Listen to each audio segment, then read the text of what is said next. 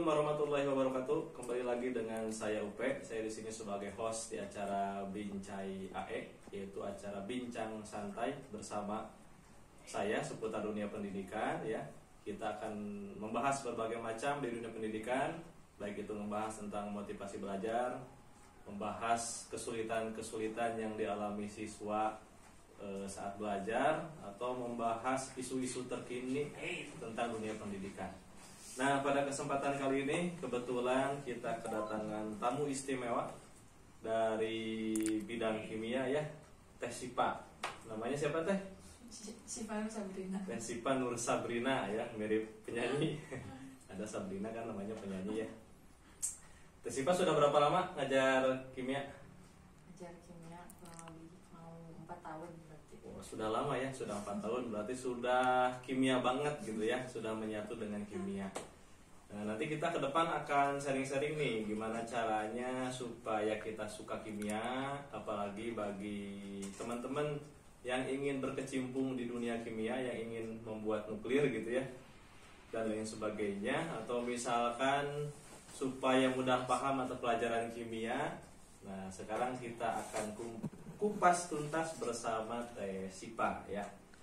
Ya, Teh Sipa, ada pertanyaan pertama nih yang membuat saya penasaran ya, perihal kimia. Mungkin ini juga menjadi pertanyaan yang penasaran juga buat adik-adik yang di sekolah gitu ya.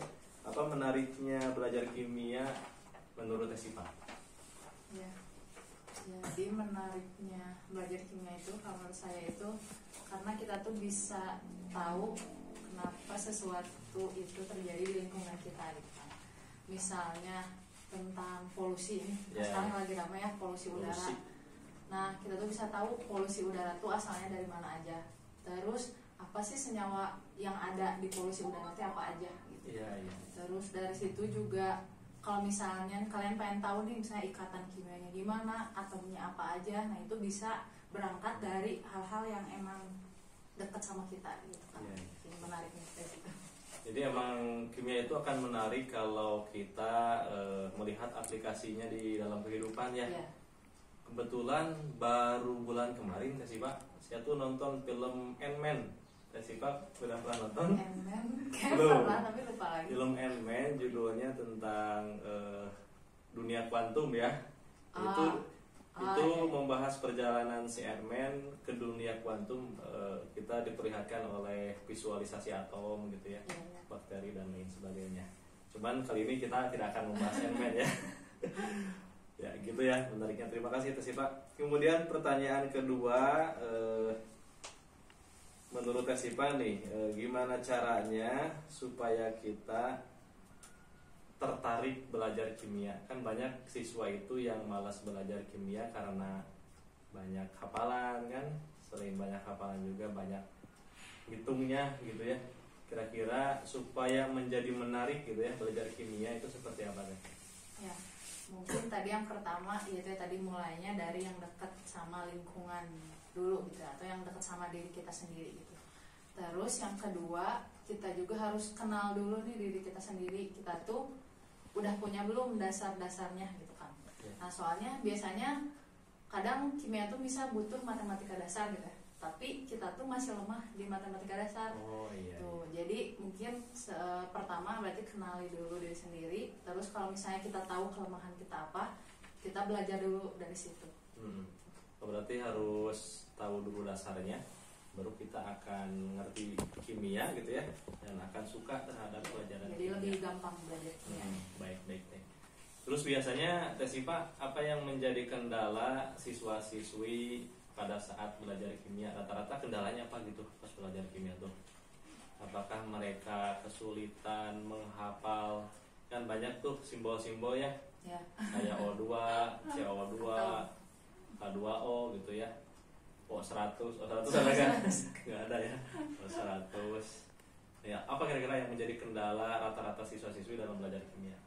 Ya, jadi kan kalau di kimia tuh belajarnya tuh banyak bab ya kan, bab 1, bab 2, dari kelas 10 sampai kelas 12 gitu. Nah, kebanyakan di sekolah tuh belajarnya kayak misah-misah. Misalnya bab 1, kalau ke bab 2 ya udah bab 1 teh lupa gitu. Nah, sebenarnya harusnya kita itu bisa menghubungkan antara bab 1 sama bab selanjutnya. karena sebenarnya kimia itu ya berhubungan gitu. Misalnya kalau kita mau belajar apa ya contohnya kemarin, misalnya mau belajar sifat koligatif larutan, itu tuh sebelumnya kita harus tahu dulu konsentrasi itu kayak gimana gitu. Jadi kadang siswa tuh suka melupakan yang bab-bab yang sebelumnya gitu, padahal itu tuh masih dipakai nantinya gitu. Iya. Gitu. Ya berarti emang harus ini ya, harus nyusun babnya ya, Iya. antara bab yang satu dan yang lainnya berkaitan. Ya, dan jangan dilupain gitu. Berarti siswa itu kalau kelewat satu step ya, Ya. itu kayaknya nggak akan ngerti kesananya gitu Nah, ya. iya gitu. Berarti sama dengan fisika kan. Ya. Kalau kelewat atau nggak ngerti satu step ya, misalkan ngelamun atau mikirin hutang gitu ya, itu sudah nggak akan ngerti kesananya Ya, gitu. gitu. Nah menurut Tesipa, materi yang paling menarik di kimia itu materi apa gitu deh? Apa? Atau semuanya menarik gitu? Mungkin kalau yang sekarang tuh yang lagi hits ya, yang soalnya saya juga suka lihat di FYP TikTok, mereka tuh suka bikin itu kan es krim yang diputar gitu. Iya. Oh. Nah jadi kayaknya kalau si Bahan-bahannya dari kimia? Enggak, itu tuh yang berdasarkan sifat koligatif. Jadi si yang esnya tuh yang dikasih garam itu kan. Iya. Nah karena esnya dikasih garam, si suhunya tuh jadi lebih dingin, makanya esnya jadi lebih jadi cepat gitu. Nah itu kadang kayak siswa itu pada seru gitu kalau misalnya praktik kayak gitu. Itu contohnya bikin es krim. Ya rata-rata emang anak-anak suka praktek ya dibanding teori. Teori. Berarti dasar-dasar bikin racun juga dari kimia ya? Iya, Cyanida. Ya itu berarti yang menyalahgunakan. Jangan dicontoh. Oke, siap. Ya, pokoknya dasarnya racun juga dari kimia ya. Menarik sekali Tesipa ya. Kemudian Tesipa, pertanyaan selanjutnya, apa sih pentingnya belajar kimia pada yang sekarang? Kan zaman sekarang sudah modern ya. Jadi peran pelajaran kimia di era sekarang itu seperti apa, atau seberapa penting kita harus belajar kimia di zaman sekarang? Ya, sebenarnya kalau dari belajar kimia itu sama kayak belajar yang lain gitu kan. Misalnya buat kita tuh bisa berpikir kritis, bisa jujur, disiplin ya kayak gitu ya. Cuman kalau waktu itu dosen saya pernah bilang kalau yang belajar kimia itu harus punya sifat selektif. Selektif artinya bukan tuh, sifat koligatif bukan. Sifat selektif tuh artinya kita bisa memilih gitu. Misalnya contohnya kayak memilih kalau misalnya kita beli cilor gitu kan suka ada yang enak gitu pakai saus ini enak Ya. atau pakai apa gitu macam-macam gitu ya, atau yang micin-micin. Nah sebenarnya kalau misalnya kita belajar kimia, kita tuh harus sampai sadar kalau misalnya sebenarnya di saus itu ada kan saus yang bahaya, apalagi saus yang kayak oplosan gitu ya, atau cabenya tuh yang cabai busuk gitu.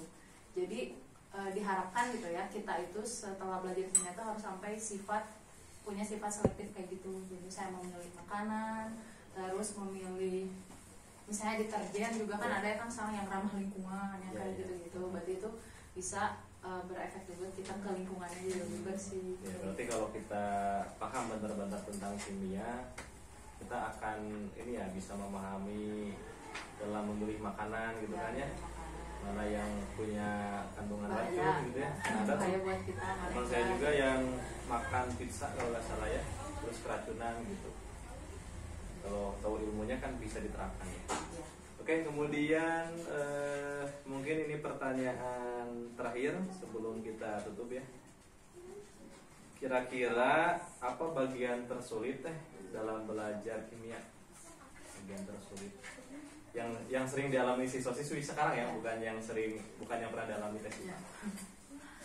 Bagian tersulit itu biasanya siswa tuh membayangkan sesuatu yang abstrak gitu. Jadi kadang ada kayak atom kan, kita tuh kalau guru tuh masih susah gitu memvisualisasikan atom itu kayak gimana, atau misalnya bentuk molekul itu kayak gimana gitu. Nah biasanya siswa itu kadang sulit ngebayangin, apalagi atom kayak gimana, elektron gitu ya. Terus kan ada orbital kayak gimana, bumbu atom di warung ada ya. Saya dulu waktu SMA ngebayangin atom kayak bumbu atom gitu. Tapi itu di film Ant-Man ya, divisualisasikan atom kayak gimana, terus elektron. Oke, itu mungkin Tesipa ya agenda podcast kita kali ini. Mungkin terakhir, apa pesan Teh Sipa untuk siswa-siswi yang ada di seluruh Indonesia ya dalam belajar kimia gitu. Kesannya apa? Mungkin sekaligus memotivasi siswa-siswi. Ya, pesannya bisa dimulai dari yang kita suka dulu gitu kan. Kalau misalnya sukanya tadi kayak nonton film gitu kan, boleh saya nonton film-film yang ada hubungannya sama kimia gitu.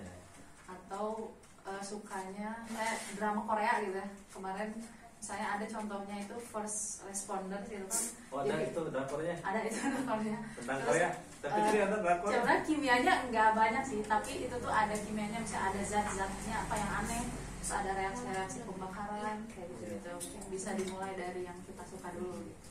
Nanti semoga bisa membawa ke pelajaran kimianya. Ya, oke, berarti ya fix ya.